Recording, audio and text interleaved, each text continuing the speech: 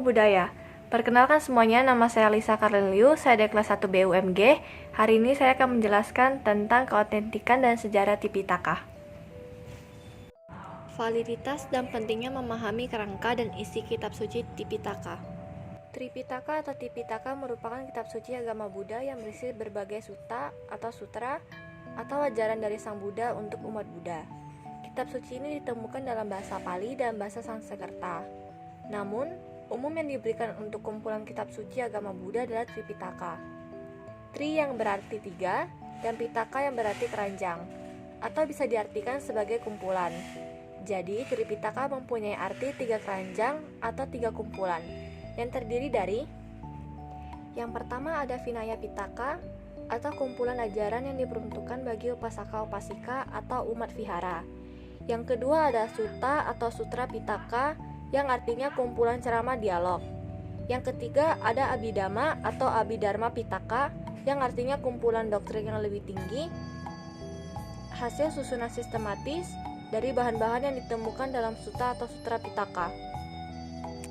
Konsili pertama dipersiapkan pada tahun 543 sebelum Masehi, 3 bulan setelah bulan Mei dan berlaku selama 2 bulan. Sidang ini dipimpin oleh Y.A. Mahakasapa dan dihadiri oleh 500 orang biku yang semuanya arahat.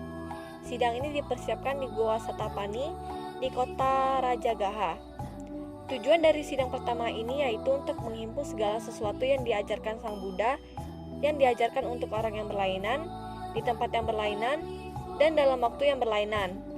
Mengulang Dhamma dan Vinaya agar segala sesuatu yang diajarkan Sang Buddha tetap murni, kuat, melebihi ajaran-ajaran lainnya.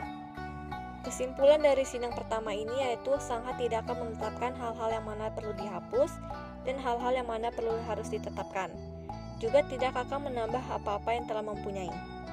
Konsili kedua dipersiapkan pada tahun 443 sebelum Masehi, 100 tahun sesudah yang pertama, dan berlaku selama 4 bulan, yang dipimpin oleh Y.A. Revata dan dibantu oleh Y.A. Yasa serta dihadiri oleh 700 biku. Sidang ini dipersiapkan di Vesali.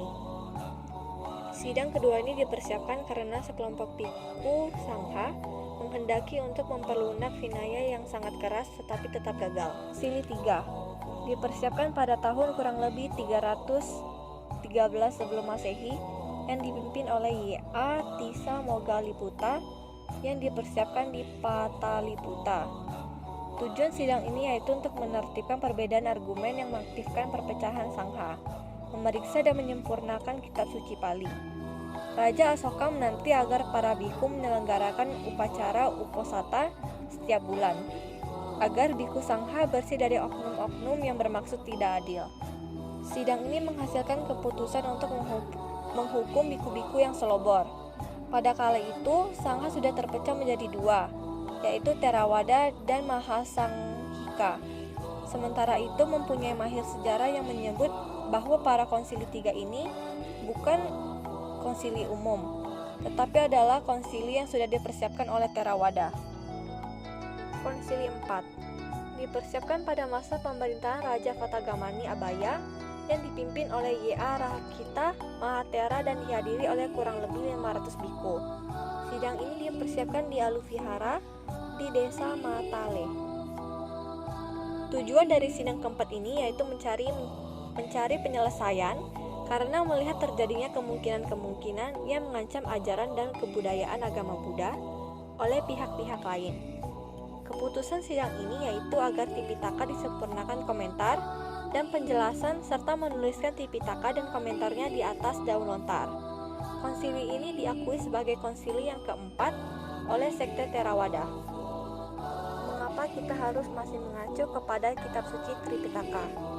Karena dalam ajaran Sang Buddha yang ditetapkan dalam kitab suci Tripitaka mengajarkan niat dan kebaikan yang harus kita lakukan sehari-hari. Dinamika dan tantangan kitab suci Tripitaka. Berbagai konsili yang sudah pernah diadakan pada dasarnya didorong oleh pemahaman pentingnya menjaga ajaran Buddha agar tetap murni dan otentik. Konsili-konsili tersebut juga dilatar belakangi oleh fakta-fakta sejarah yang waktu itu, yakni munculnya kejadian yang pernah dianggap bisa merusak kemurnian Tipitaka. Esensi dan urgensi kitab suci Tipitaka untuk saat ini dan masa depan. Urgensi makna agama Buddha dan tujuan hidup manusia agama Buddha biasanya lebih dikenal dengan sebutan Buddha Dhamma. Seluruh ajaran Sang Buddha merupakan ajaran yang membahas tentang hukum kebenaran mutlak yang disebut Dhamma. Dhamma artinya kesunyataan mutlak, kebenaran mutlak, atau hukum abadi. Dhamma tidak hanya terdapat di dalam hati sanubari atau di dalam pikiran manusia saja, tetapi terdapat juga di seluruh alam semesta. Seluruh alam semesta juga merupakan Dhamma. Sekian penjelasan dari saya. Namo Buddhaya.